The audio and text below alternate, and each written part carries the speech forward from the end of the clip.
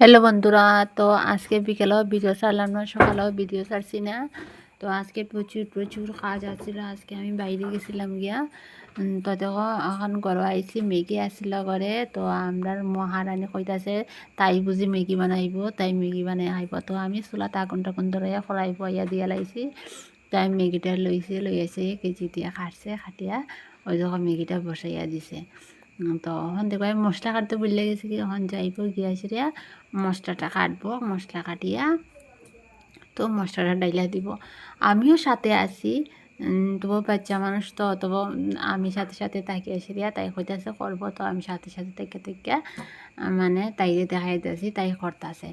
তো এইরকম তো আমি কাজ করতে দিতাম না, এরকম কাজ করতে দেওয়া ভালো না। তো তাই একটু উৎসাহ করছে আমি কাছে তাইকা তাইকা, মানে তাইরে কইতাছি এরকম দেও।